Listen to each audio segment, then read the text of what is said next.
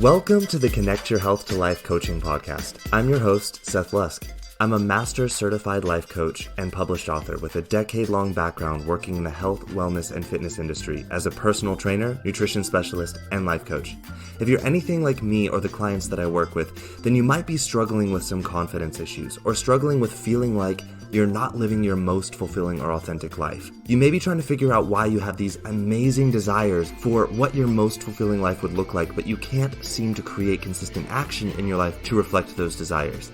So join me as we dive in deep on what it means to truly live a fulfilled and authentic life from the inside out. We're going to look from the perspective of an empowered mindset and uncover some of the reasons why you might be what's holding yourself back from living that most fulfilling life. But don't worry, this isn't about blame, guilt, or shame. This is about empowering you to see. I'm going to break through some of the biggest illusions and myths that we've all been taught to believe along the way. And I'm so excited to have you with me on this journey.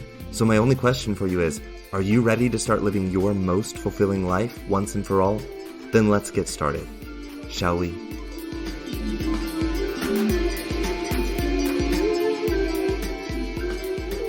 Hey everyone, welcome back to the podcast. For those of you listening in for the first time, welcome. You picked I'm going to say deeply profound episode to listen in on this week, and an important episode to listen in on this week. As a coach, my slogan is that I help people live their most fulfilling and authentic lives once and for all. And what I mean by that is helping people to stop this yo-yoing back and forth between starting, going after their goals, and stopping, and starting and stopping, and starting and stopping, and wondering why it is that they can't seem to stick with a plan to move ahead in a direction that they think they want to go with their life. And what I find for a lot of people is that when we really dig deep, one of the big struggles with why they are not consistently moving forward is that they are not on a path that is authentic for them. It's full of a lot of people pleasing. It's full of a lot of social programming that doesn't align with their true values, their true sensitivities, and their true desires in life. And so they are on a path that is completely inauthentic for them. And they're trying to force themselves to be something, to act like something that they think will make them more worthy in life. And so this week, the topic is authenticity. And I talk about it all of the time. Like I said, it's in the very slogan of what I stand for as a coach. So this is a very important topic for me to address because I talk about it in pretty much every episode, authenticity. But I've never actually addressed it head on. Like, what is authenticity? And how do we start looking at living a life where we can call it our authentic life? And so that's what I want to talk about today. Because authenticity is at the very core of a fulfilling life, along with life purpose and values and sensitivities. An authentic life is a life that surrounds those. Okay, so let's talk about authenticity today. Starting off with, what is authenticity? So authenticity, the definition, it just means it's of undisputed origin and not a copy. Again, it is of undisputed origin and not a copy. So when we talk about this, the undisputed origin, this is a place where I see people get very confused. And we're going to talk more about this a bit later. But due to social programming, a lot of our desires, a lot of the things that we're going after in life are not coming from an undisputed origin. As a matter of fact, most of us don't even know the origins of the things that we're chasing after in life. We're so busy numbing ourselves out and distracting ourselves from ourselves and our own lives, we're not even paying attention to the things that we're doing in life and where they came from, where the idea of why we should do them came from. Because the truth is, for most people out there, the why they're doing things isn't even their why. It's someone else's why. It's a parent's why. It's a teacher's why. It's a friend's why. It's a celebrity's why. It's some role model's why, but it's not theirs. So it is not of undisputed origin because they don't even know where their why comes from. To know the origins of it. So the origin of it is very much disputable. We don't know, is it yours or is it someone else's? And people aren't willing to take the time to look at this to get to that place where they know, hey, what I'm doing here is because of my purpose and what I want to do in life. And then when we say not a copy, okay, so this is the other area of authenticity where I see people struggling, is that we live in a society now with social media being everywhere, television. We're constantly being bombarded with these images of what other people are doing, and this, subliminal messaging of somehow they're valuable, they're an important person, they're a great person because they're doing these things. And then we get out there and we think, okay, so we need to do that too in order to be valuable. And we try to copy and imitate, and we're these carbon copies of other people, but we're not being authentic. So when we talk about authenticity, when we talk about an authentic life, what is that? It is a life that is based in true desire and purpose. To be able to even consider living in an authentic way, those need to be clear. Without these being clear, we're making decisions based on false desires and purposes that we've subconsciously or even sometimes consciously superimposed upon ourselves from other people, such as parents, teachers, role models, celebrities, anyone out there. And we do it out of fear of rejection, fear of not being good enough, fear of failure, etc. The list goes on. And this leads to what I call inauthentic living. And it's something that so many people on this earth are struggling with, which is why I coach. There are so many people out there that think, oh, I don't need a life coach. I don't need a life coach. But then I look at their life and I'm like, you're not doing anything that is authentic for you. You need a life coach, because that's what I'm here for. That's what most life coaches are out there for. Not all, but most life coaches are out there for, is helping people find their authentic path forward. Not the one that they should have, not the one that they have to have, the one that is authentic for them. We are all born with this unique set of superpowers or sensitivities in the world. We are all born into this life, and we create this beautifully unique set of values in the world for ourselves based on our sensitivities, based on our superpowers. And when we become clear on those, when we align ourselves with them in the decisions that we make about how we're going to live our life with intention, then we begin living an authentic life. But here's the thing. Without an idea of what these are, what these truest desires are, and our life purpose, we are subject to so much social influence that we can convince ourselves that how we should be doing things in our life, and that's not the authentic way. So I want to talk about how we discover that authentic way in life. But before we go any further, I think it's also important that we look at these social influences, because they're a lot more deeply profound and influential than I think most of us realize. It would be, I believe, impossible for us as humans and how we experience life as kids to not have any inspiration or influence that is external of us. At least before we're adults and we have the mental maturity to recognize it and do something about it. But many of us as adults, we're not doing anything about it. We're not doing anything to understand our social programming, what it is that we're out here doing because we should, or we have to because of something that someone told us when we were a kid, and we chose to believe them because we didn't know we had a choice. And we're out here continuing to choose social influence over choosing an authentic path forward for our lives. So let's look at some of these influences. I want to look at these. Social influences are defined as ways in which individuals change their beliefs or behaviors to meet perceived demands of a social environment. Okay, so these get broken down into different categories, and I want to go through some of these categories for you. Okay, first one is informational. This comes from our human desire to be right, and it results in us changing beliefs and the accepted information that we take to meet the perceived beliefs of a social norm or a social group. This is a social influence. When we perceive, oh, everyone is believing this to be true, so I should also believe this to be true, even though we actually have something inside of us nudging, being like, I'm not entirely sure that's true. And for me, this was huge.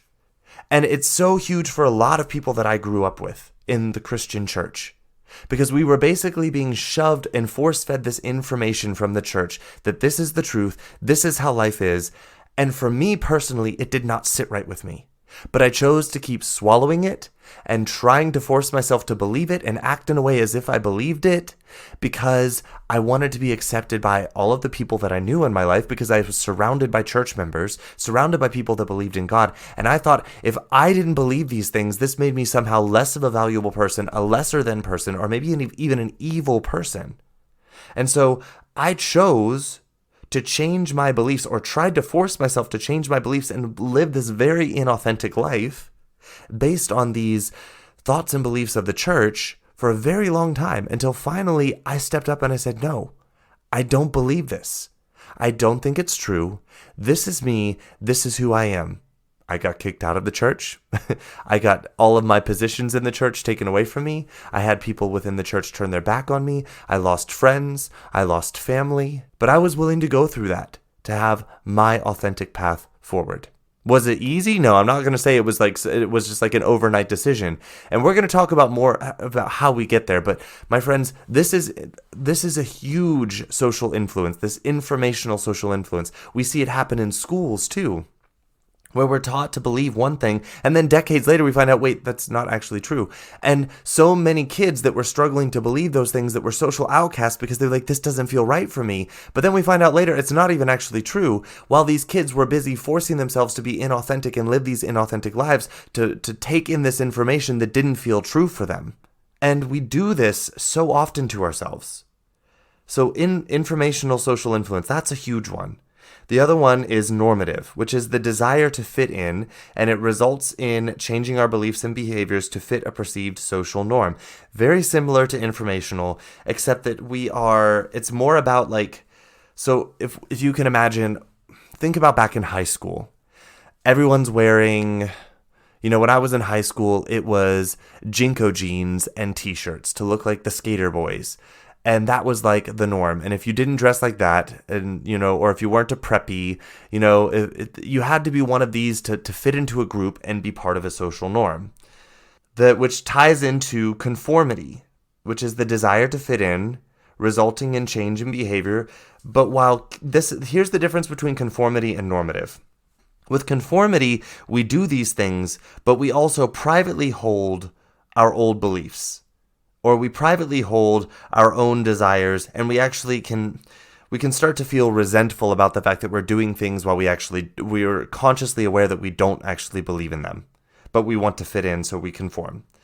Then there's compliance, which is very similar to conformity, but it's more about, so this is about wanting approval from someone who is a peer or equal standing to us. And so we change our behaviors and hopes that this person will like us. We want their approval. This is compliance. And sometimes we'll even change our own beliefs to gain compliance. So the difference between that is that we're not holding on to the old beliefs. We're complying. And we're doing it for the approval of a certain person that isn't equal to us.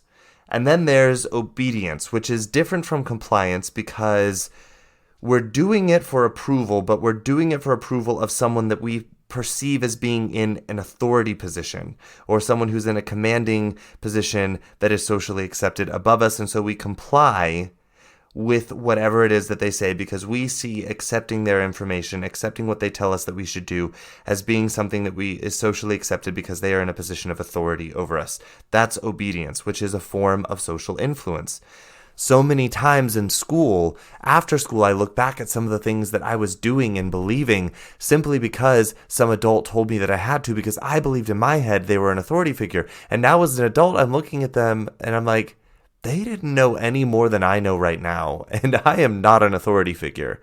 I don't know everything. But when you're a kid and you look up and you see this person is having more information than you, or knowing more than you, or being above you, you just believe them.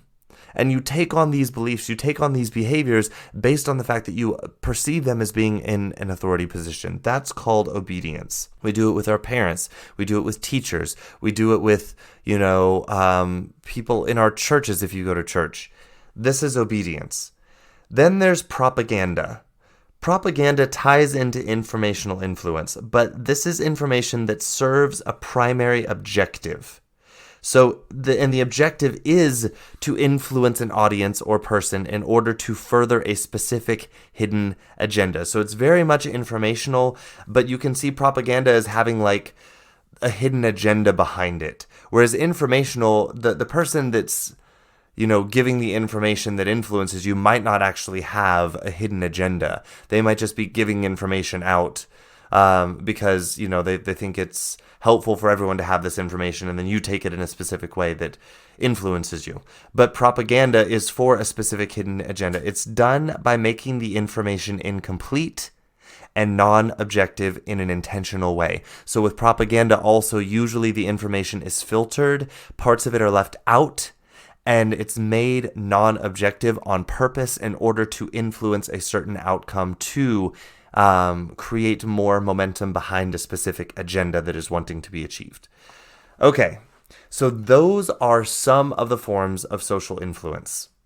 There are others, but we can really, the more you dive into this, there are so many other ways that there's emotional manipulation, there's psychological manipulation. Like, we could go into this all day long. It's a deep topic, guys. And right now, today, we're just kind of scratching the surface on this topic of social influences.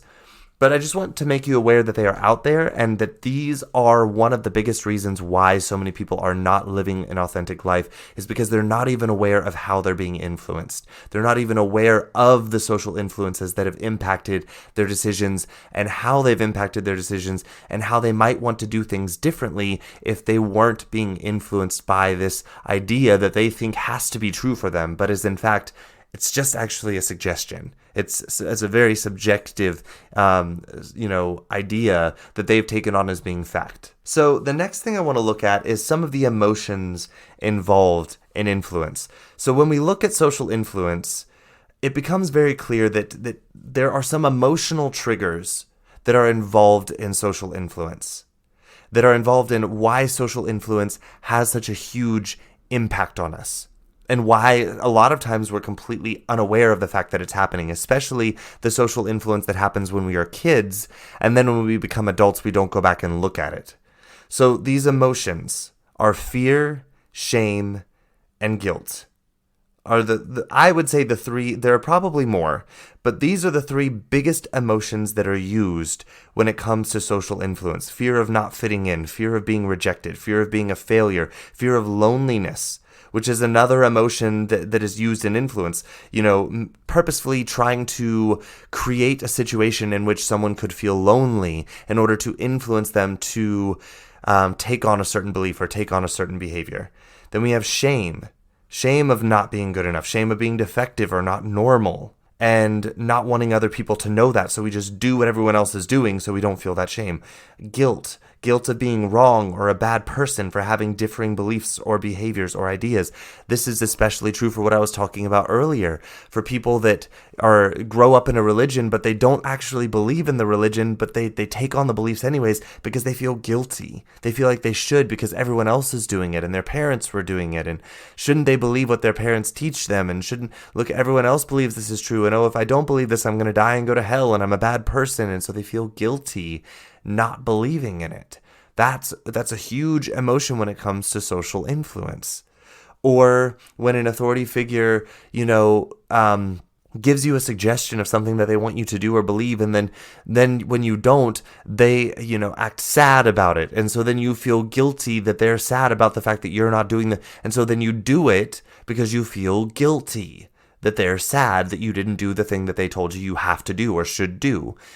And so this is social influence, and these are some of the emotions that social influence really plays on and tries to trigger in order to create that influence, that impact of the influence. So now that we've looked at that, we might start wondering, so why is authenticity actually important?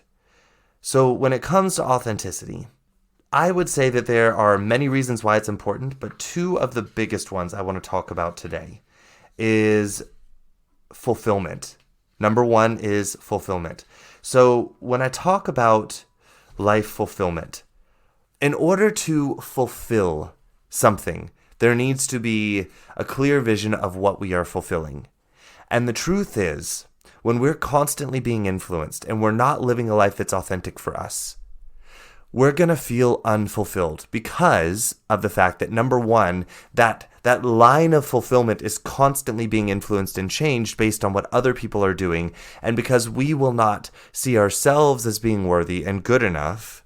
So that line of fulfillment is constantly being changed, and we don't have a clear vision of what it is that we're actually heading for, because it's always being changed based on who now is acceptable, who now is worthy, who now is it that we're chasing after and trying to imitate, what is it that we should be doing, and constantly waiting on someone else to tell us what it is that we should be doing. And so that line is always changing. So to have a fulfilling life, we have to have a purpose or something to fulfill.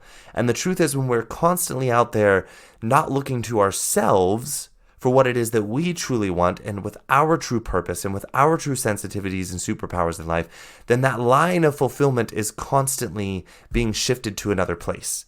And so, of course, we don't feel fulfilled. And then on top of that, we feel that internal tug of the true desires that we're trying to bury, but they're still there. They don't go away.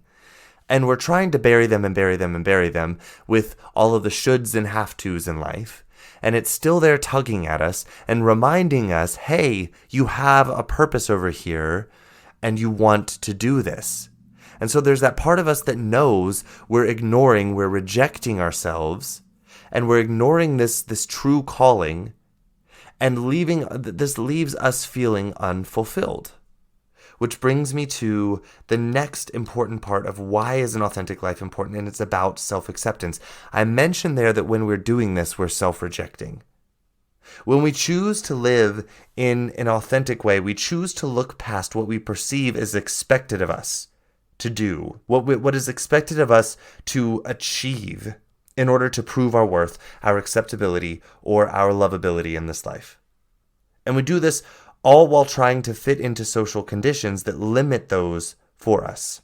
So after we look past this, and we choose to see ourselves as already lovable, already acceptable, already worthy, and important enough to live the life that we feel genuinely called to live, no matter what anyone might think of it, this is an act of self-acceptance, and this is an act of living an authentic life. You see, we're all so afraid of not feeling like we belong that we try to play these inauthentic roles to fit in, which only means that we never actually truly belong. Because in the process, we reject our true selves over and over, and therefore ensure that we truly don't belong, or ensure that we feel like we truly don't belong. But the truth is, we do belong, but we're trying to fit in and telling ourselves that we don't belong. So of course we feel like we don't belong.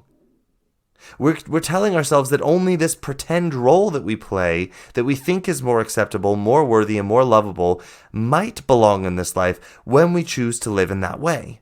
And living an authentic life allows us to bring out the truest version of ourselves and live it out loud without shame. And this is true acceptance. So an authentic life is a life of self-acceptance, of true unconditional love for ourselves and therefore for other people, as we allow them to accept themselves and show up in their authentic way too. I know that so many people out there are afraid to do this, and they're afraid to do it on so many different levels. People believe that if they just play a role well enough, that they will finally feel happy and like they belong, or that they're worthy enough in this life. But here is the thing. As we grow and evolve in any role, even in an inauthentic one, it becomes harder and harder to please everyone. And when we're busy trying to please other people with a role, we keep having to take on pleasing more and more people in order to feel like we're good enough. So either you will try to play some small role because, you want to keep the circle of people small enough that you can try and potentially please everyone, and that's inauthentic because you're not fulfilling your potential, or you will make yourself miserable trying to please more and more people and acting in more and more inauthentic ways as you try and fulfill and grow in this role that's not even yours, that's not even you. It's either that, or eventually you choose to just allow the fact that some people will not like you, and allow that idea to exist in your mind and continue growing and evolving anyways. But here's the thing. This happens whether you choose an inauthentic or an authentic role. There is no right role in which everyone will like you or agree with you or be pleased with you. If you stand for anything and grow and evolve in it, haters will find you and hate you for it. This is just how our social constructs currently work. People will disagree, and believe it or not, we want that. We don't want a world in which everyone just agrees and believes the same things. We stagnate. We stop growing then. So having people dislike or hate you for what you stand for, it's just the human experience. That is the human experience. It doesn't make you less lovable. It doesn't make you less likable. It just is part of the human experience that some people will not like you for what you stand for and for what you are growing and evolving in, for many different reasons that have nothing to do with you and the likability of you and what you are evolving in or growing in. It has to do with them and their ability to like and see. It has to do with the lenses they see the world through, which means that the question becomes this. Do you want to have this universal human experience in the role that you're designed to fulfill and that your truest and highest self desires for you to fulfill? Do you want to have that human experience of some people liking you and some people disliking you in that role? Or do you want to have that universal human experience of people disliking you or even hating you for what you stand for and for what you evolve in a role that you don't even genuinely want to be in, but is in fact just you trying to gain approval and acceptance? And that's what's so crappy about these roles and why we feel so bad and unfulfilled in it. We're doing it to try and gain acceptance and approval. Meanwhile, guess what? We're still going to be not approved and still not accepted by some people. So if that's your goal, then guess what? You're still going to feel unaccepted. You're still going to feel unworthy to some people if it's out there that you're looking for it. So the question is, do you want to have that human experience of some people liking you and some people disliking you in a role that is authentically yours, or in a role that you don't even like? In a role that you're just pretending to play to try and gain that approval that you will never actually have? That unconditional approval that you will never actually have if you're looking for it out there. For me personally, I would rather be disliked for standing for what I am truly called to stand for than disliked for standing for something and putting in the work to evolve in something that I don't even truly believe in. I'm going to be uncomfortable either way. I'm going to be disliked by some people either way. No matter what I choose, I will not be for everyone or even for most people. But if I stay true to me, then at least the people who do like me will like me for the true me. And most importantly, I like me. When I'm out there trying to fulfill a role to make other people like me, guess what I'm saying to myself? I don't like me.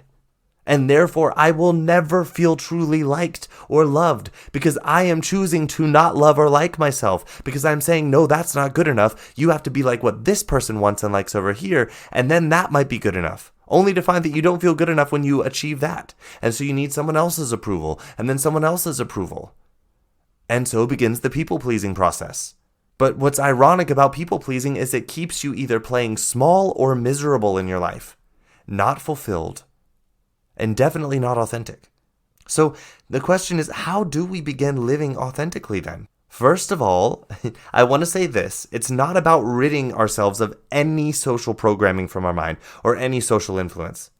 To be honest, I'm not sure that we as humans, especially those of us who don't even realize until we're in our 30s or 40s that we've been living inauthentically due to social programming, I'm not sure that there is a way for us to reach some quote-unquote arrival point in our life where we have zero social programming.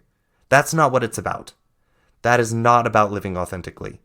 So living an authentic life is living a life of introspection, of true investigation of our desires, with the awareness that we've been socially programmed.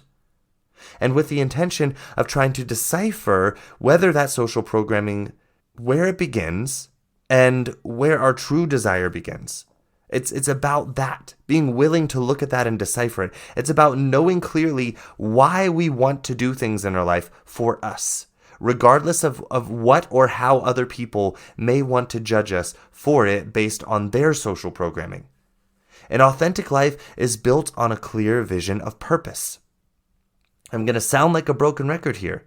It is about accepting and using our superpowers of what we are sensitive to in this life, what our life purpose is, and why we are here to create more of it in the world. We can begin to assess the authenticity of our life by observing our inner dialogue, or sometimes even the external dialogue, surrounding the things that we fill our time with in life. That's another way. This is how we can begin living an authentic life, is assessing how authentic our life is right now. And you might be wondering, what do you mean by assessing the internal dialogue or the external dialogue around the things that we're filling our time with? So I want you to take a look at your calendar. This is a little exercise you can do here. And it's not like definitive, but it's one way to look at this, okay? Take a look at your calendar. I want you to pick, let's say, the next 15 events or appointments that you have in your calendar, that you have scheduled in your calendar. Or even just like if you don't use a calendar, which I would recommend using, but if you don't use a calendar, I just want you to sit down and write down the next 15 things you can think of in your head that you're going to be doing.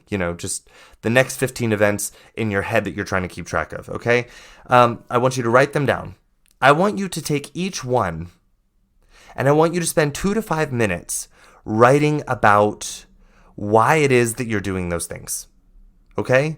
Each and every one of these events, these appointments, whatever it is, I want you to write for 2 to 5 minutes about why it is that you're doing those things. Each one individually 2 to 5 minutes. Then I want you to take a look at what you wrote.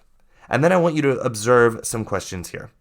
How much of what you wrote is about what you want in this life? What is important to you? How much of what you wrote is about how worthy you already are to be doing these things that are for you in the life that you want? How much of what you wrote is about you wanting to do these things to express more of who you already know that you are in this world, because you know you are someone who is worth knowing and being expressed in this world and being seen for that person? How much of it? Because guess what? This is how much of your life is being lived in an authentic way that is about what is most important for you. So next thing I want you to ask yourself, how much of what you wrote about these things, how much of what you wrote has to do with what you have to do or should do or need to be doing? When you wrote about why you need to do each and every one of these things, how much of it had to do with what you have to do, should do, or need to be doing? How much of what you wrote is about you being better or good enough? How much of what you wrote is about proving something to someone or to a group of people about how good you are or how good you could be? How much of what you wrote is about achieving a perception of you that you wish other people felt about you or thought about you, or that you wish you were allowed to feel or think about you? Okay, how much of it was there? Because this is how much of your life is being lived in an inauthentic way, to prove that you are good enough and to please others. So that's just a little brief test just to see how much of my life am I living in an inauthentic way and how much am I living in an authentic way. This is a quick and easy way to just begin assessing that. And start noticing that there are areas of your life, probably huge areas of your life, that you are not living in an authentic way. So now we've kind of established what an authentic life is and what it is not, and what we can do to check in on the authenticity level of our own life. So what next? I'm going to sound like a broken record here, because I've said this so many times in so many different episodes, but I need you to hear me here. So please calm the mind, get present, and listen to what I'm saying here. After the awareness that you are living a life that is not authentic for you, it comes time to establish what that authentic life would be for you. The first way to do this is to begin understanding your core values and sensitivities so that you can understand what it is that you are here to do in this life and why. I take my clients through a whole entire exercise that it takes some time for some people a little bit less time, to discover their values and sensitivities in life. Because if you're not clear on those, there's no way that you can be clear on the authenticity of your life. What would be authentic for you? It is important to take the time to clear out false desires from your life too. meaning the ones that you might be using to distract yourself from true desires, or to numb yourself out from your true emotional experience, or from the discomfort of those true desires because you're afraid to live into them. So first of all, we want to be clear on those core values, those sensitivities that will bring up the true desires. Then we want to clear out false desires to make room for the new desires to grow. It's important that we clear out the false desires for two reasons. One is that you want to begin to have your full human emotional experience and stop disempowering yourself by believing that you can't experience all emotions, or that you shouldn't have to, or that some are bad and that they're uncomfortable and you're not able to handle them. That's number one reason why. And when you are busy filling yourself up with false desires, you're busy trying to hide from your emotional experience. And so you never actually truly know how you feel about your full life. And I get it. Most of you are afraid to feel it because you're living a life that is full of inauthenticity. And you're afraid to feel painful about recognizing just how inauthentic your life is. But my friends, there is a beauty to allowing yourself to feel that pain and see the truth of the life that you've been creating, and then see the power in the fact that you have been creating it. So guess what? You have the power to create something different. The second reason why it's important to clear out the false desires is because the true desires have to have space to grow, and they're buried underneath the false desires. And in order for them to be seen and known by you and grow, they need the space to be cleared out for them to grow in. I talk about this extensively in my book, which, by the way, go get a copy on Amazon. Links and everything are going to be in the show notes, but get a copy because I talk to you all about this tendency for us as humans to constantly distract ourselves from our truest desires in life by filling up on false desires. And then feeling like we have no room for our true desires because we've buried them underneath all of these false desires. Once you take the time to do this and clear out these false desires, then there's space for the true desires to bloom. And I'm not going to lie to you, I talk about this in the book too. It feels uncomfortable in the process because you start to feel like there's nothing there, like you're emptying yourself out. And it feels like this space, this painful open space. But the truth is, there's true desire in there that wants to emerge, but you have to give it the space to emerge and open itself up for you to see it. You've been spending so much of your time in life trying to hide from the discomfort of it, from the discomfort of the fact that you are burying it, from the discomfort of the fact that it's calling you to grow in a way that you're afraid to grow. Because you're afraid that some people not liking you because you're growing into your truest desires means that somehow you're not worthy. Your truest desires will ask for you to show up in your life and expand and grow and evolve. And the brain and the ego won't like this because it means some people will not like you.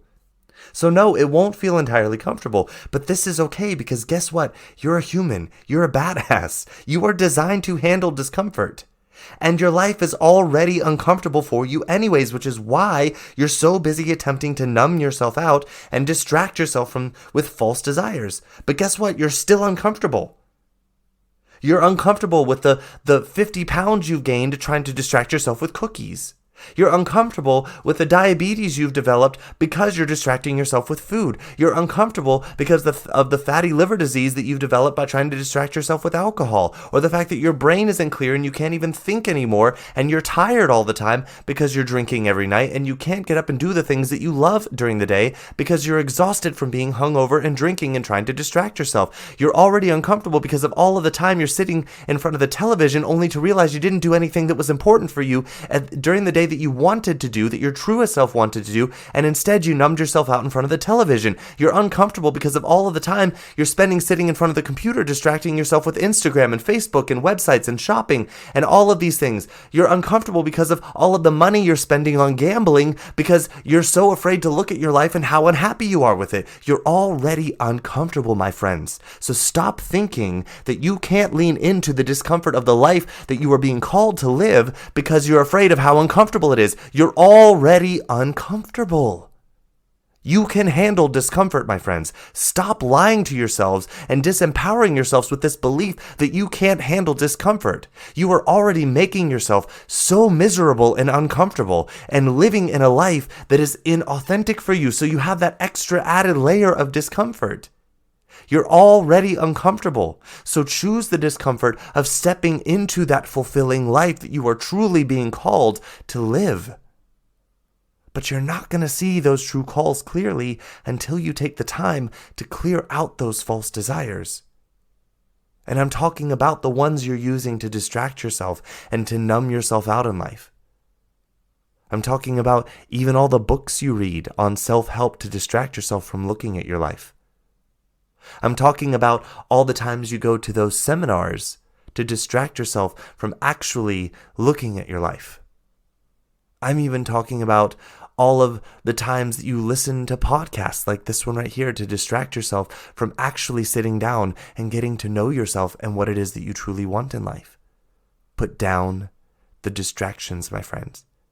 Yeah, distraction isn't just alcohol, isn't just food, isn't just the things that we can overtly see as being destructive.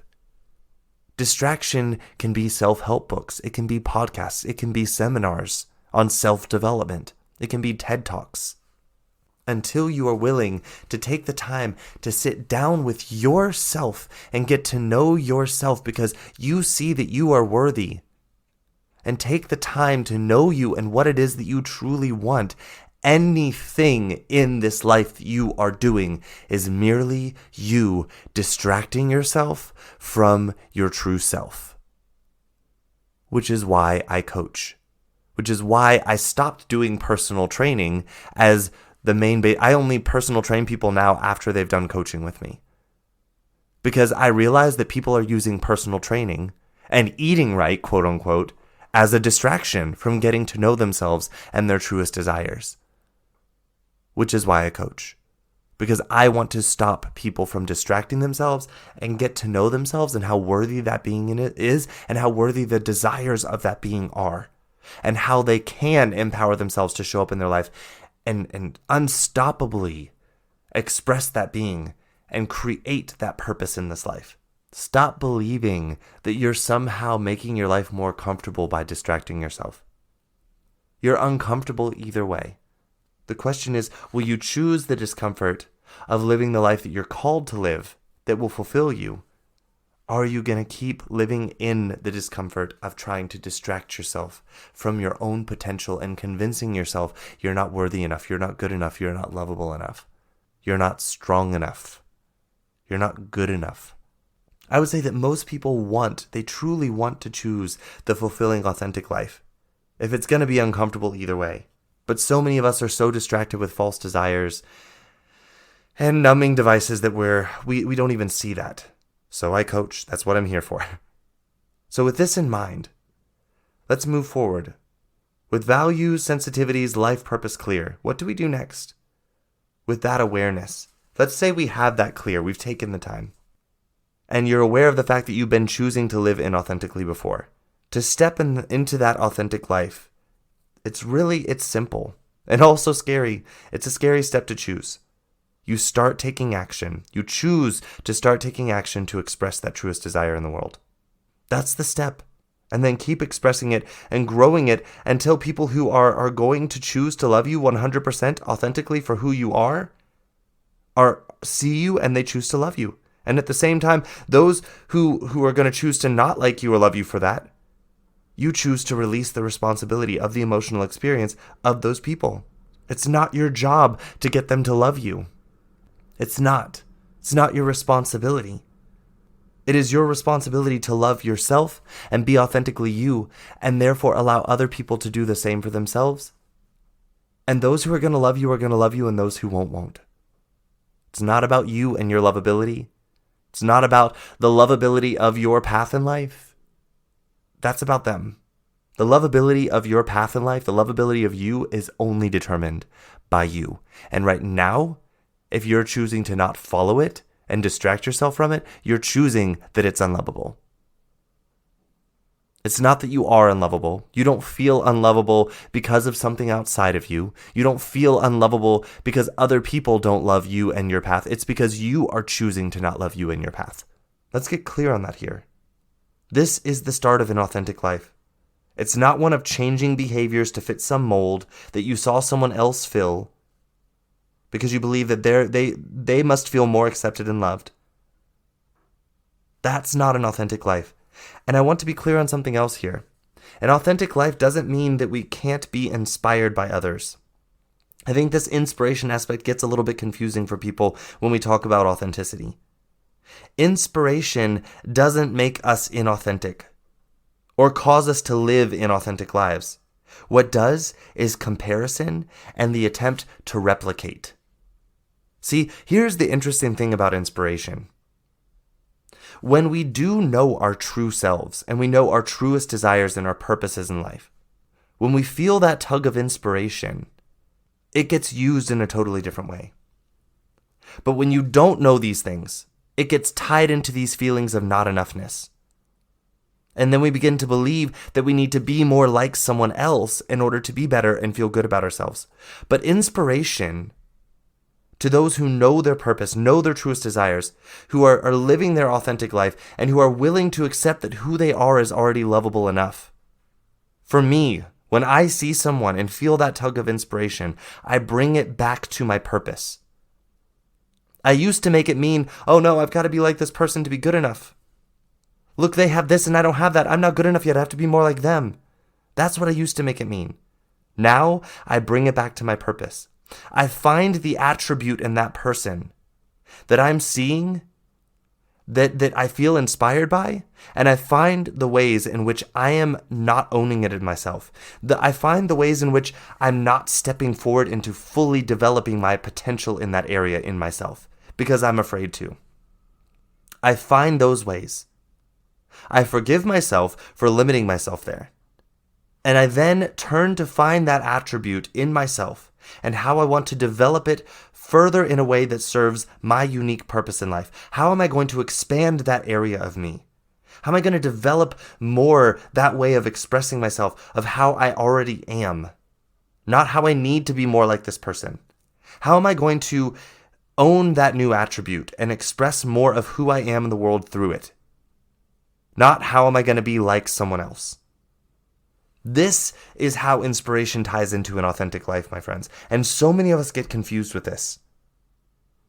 I think so many people believe inspiration means either we can't be authentic and that or that we need to be like the people that we're inspired by.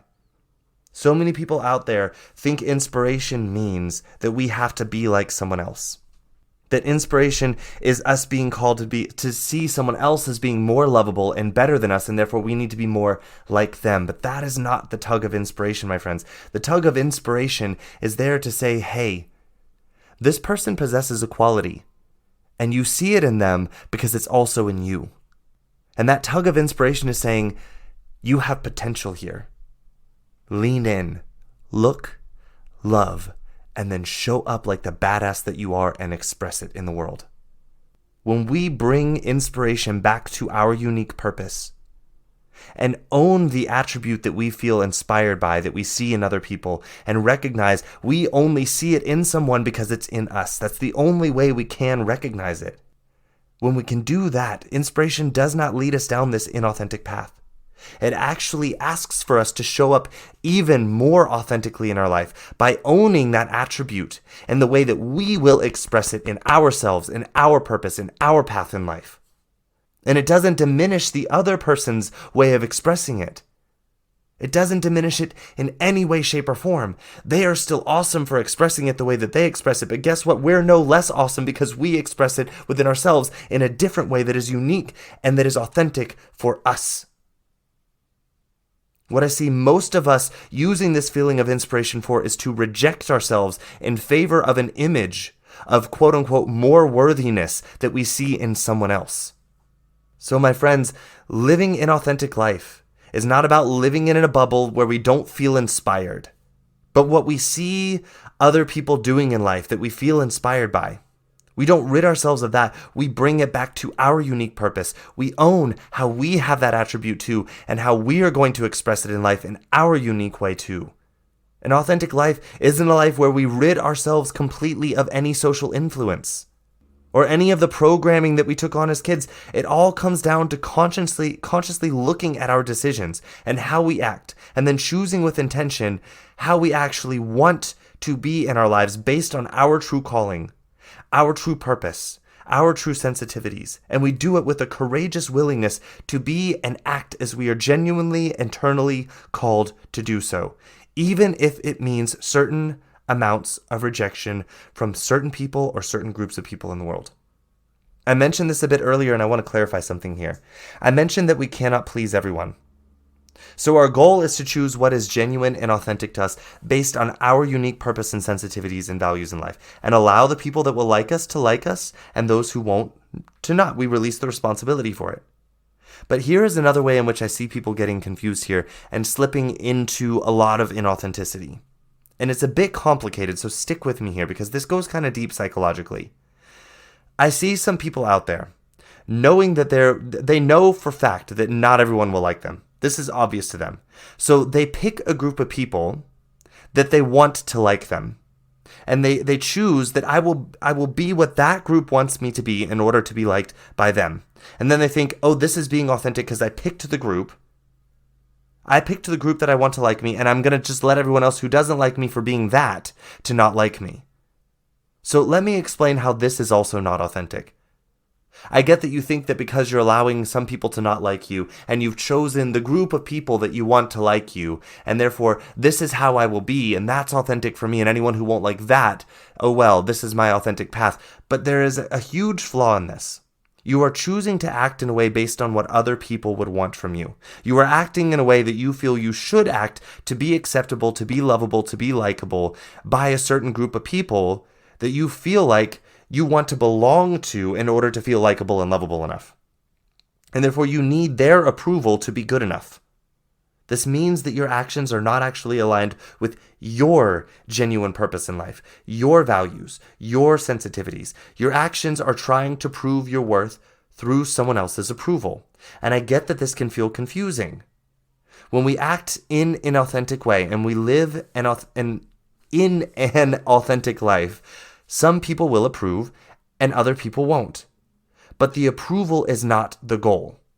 We don't choose the path for the sake of the approval.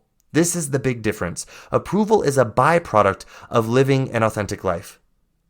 It is not the goal of it. You don't choose who you will be approved by, and then therefore the authentic life is just what you need to do to make them approve of you. That's not authenticity. And I see so many people out there doing that and thinking that's the authentic life. You know, like they see some girl online doing her makeup flawlessly and acting like a total B-word to other people and being like, that's me, and snap the fingers, and I'm going to be like that, and I don't care who hates me for it, and, you know, getting out there and being like this other person, trying to get people like her to approve of her and to fit into this group, and then, you know, be like this person, and that's me, and I should get approval from the bitch squad, and, you know, but this isn't an authentic life. Trying to be like someone else and get their approval based on being like them is not an authentic life. Guys out there seeing these quote unquote swole guys on the internet with the big muscles and I gotta be like them and get that group to like me, and you know, like this is not an authentic life. Just because you chose a group of people that you feel inspired by, just because you chose them and you're like, oh, if I get them to like me, then I'm approved. Then I'm authentic. Whoever doesn't like me for that, that's my authentic path. That is not authenticity, my friends, because you're doing it for approval from a certain group of people. Approval is a byproduct of authenticity. Certain people will approve you when you are authentic. But trying to choose which people approve you based on who you think has more worth in this world and who you think is more valuable in this world, that is not authenticity, and you're putting conditions on your worth and everybody else's worth in this world by doing so. That is not an authentic path. An authentic path is choosing to be 100% you, whatever that is, without the distractions and without, using inspiration as being like, oh, I have to be like that to be good enough. But instead using inspiration as owning things inside of yourself and figuring out how you will express them in your way, in your authentic path. Okay, so when we're living that way, people will approve of us. Some people will, some people won't. When you try and choose the group of people that will approve of you and then try and be like them, that is not authenticity. It's very subtle. I know a lot of people might not get this. It's going to go maybe a bit over your head. I'm here to answer questions for anyone who's confused by this. This is something that goes really deep and something that I work with a lot of people on as their coach, is seeing how they are limiting themselves by taking inspiration and making it about them not being good enough, by choosing a group of people and trying to be approved by them and thinking that's their authentic path. That is not authenticity, my friends.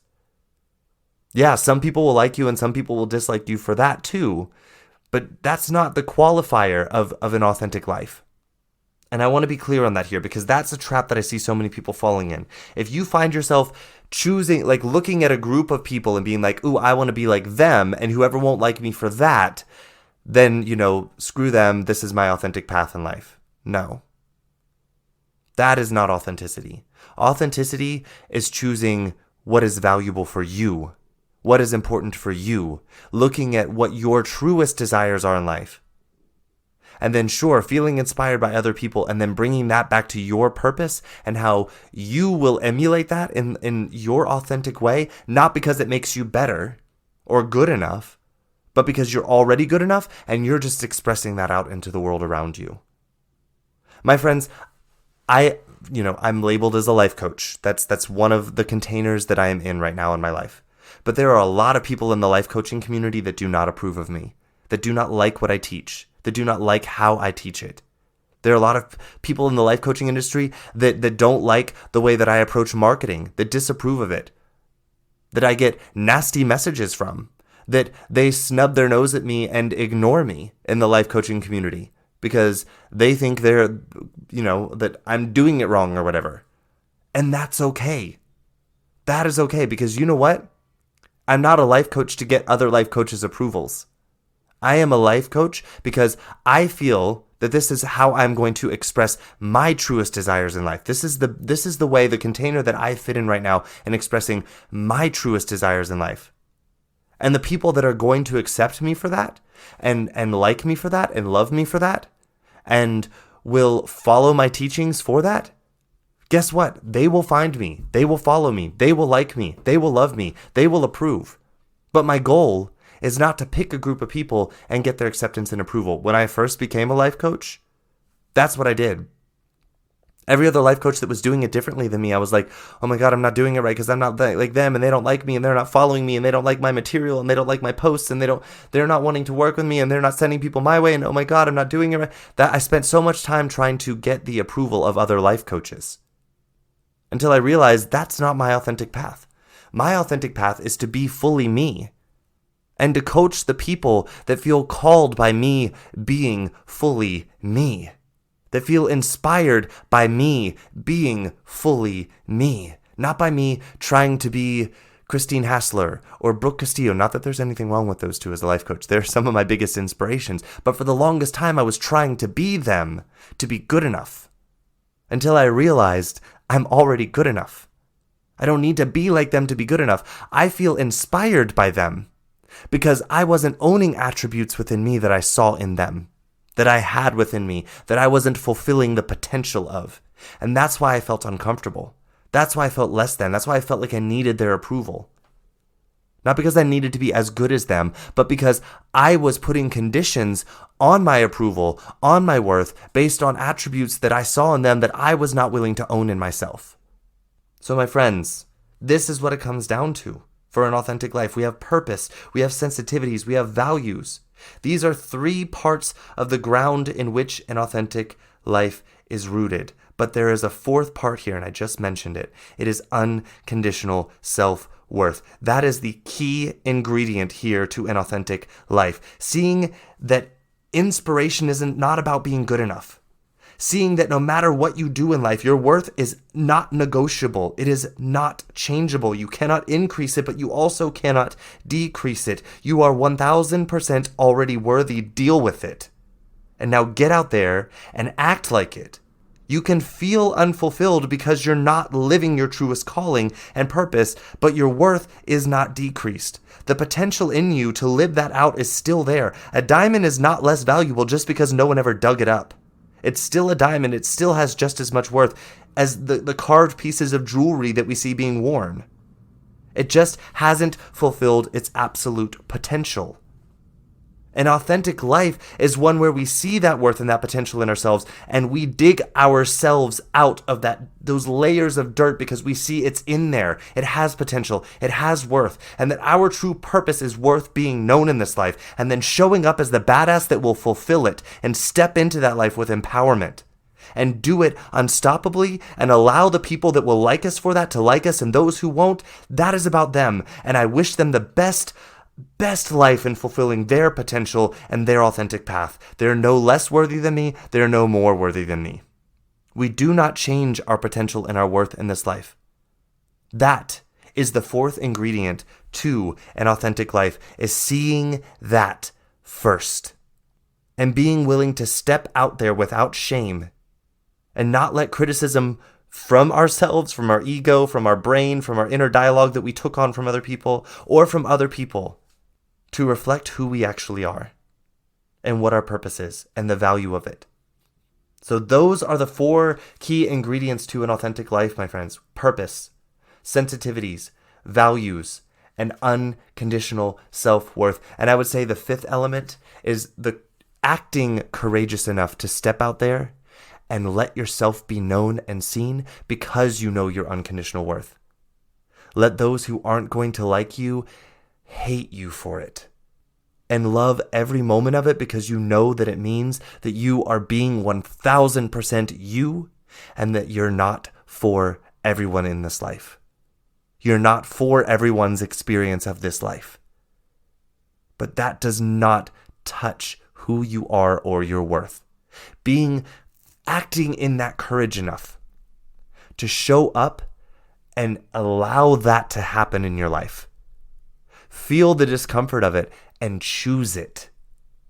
That is an authentic and fulfilled life. My friends, there is so much more depth to this topic and how it applies to each and every one of you individually. I'm only scratching the surface of these concepts for you all in hopes to just inspire something to wake up inside of you and recognize whether or not you're living an authentic life. That's the purpose of this episode. It's not a how-to guide. It's not an extensive, dive into this is everything about authenticity. No, that's not what this is. This episode is about me opening up to you all the door of recognizing that you have the ability to live an authentic life. But it is a choice that you will make. It's not something that will happen to you. So for the sake of this episode, I'm leaving this here. This is what I have to share with you all today. An authentic life is about an unshakable self-worth and getting out there and living your purpose and values and sensitivities out loud as you can, and evolving and growing into those and releasing the responsibility of whoever will disapprove of that from your responsibility. It is about a life of deep introspection and examination of why we are doing the things that we are doing, and releasing those things that we are doing to gain approval, or that we are doing in an attempt to elevate our worth, releasing those things from ourselves, and then choosing to forgive ourselves for placing those conditions on our worth, and then fixing our eyes back on that unconditional worth and stepping back out into the world with one less action that we should or have to do, and instead having a much clearer image of the things that we want to be doing in this life, because we already are good enough. And choosing to show up and just live as that beautiful human being, and growing and evolving in how we express that being out into the world, because it's who we already are. And that being is so vastly worthy of being known. You will spend your lifetime uncovering this being and never scratch the surface of how freaking amazing that being is. But that is our human journey. But guess what? You are that being already. No matter how much of it you're showing to the world, the point is to get out there and start learning how to show more and more of it into the world. Not be something else, but to recognize who you are and express and show more of it.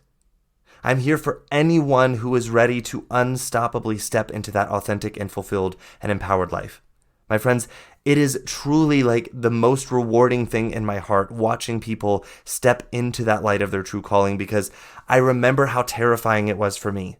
I remember how confused I was. I remember how broken and lost I felt. I remember how down on myself I was, how dark I felt in so many spaces in my life. And I love watching people come out of that and into the light of their true calling and purpose in this life, and releasing the layers of those external conditions and expectations that have been weighing them down for so long. I love this because I know that feeling, that releasing, that weight lifting, that sudden realization that you are an unstoppable badass in your own life. And I am here for you as your coach when you are ready. As always, the links to get in touch with me are in the show notes. You can reach out to me on my website, on social media, so many different ways, through email, through my Once Hub to schedule a free, 100% free and obligation-free discovery call with me. On my website, you can click there to book a discovery call. On my Instagram page, you can click my Linktree link and book a free discovery call. If you want to find out how coaching with me could help you start uncovering that authentic path forward for you, I'm here for you guys. I am here for you 1000%. It is truly, for me, one of the most rewarding things to see in life. Other than seeing more of myself, it is truly one of the most rewarding things to see in life. As I uncover more and more of myself and how much of a badass I am, I want to see more and more people doing the same for themselves. Because I know I'm not the only badass on this planet, and I want to see more people living out that potential. Okay? I love you all so much. I wish you the most authentic path forward into the end of this week and into next week. Maybe that authentic path forward includes booking a discovery call with me, my friends.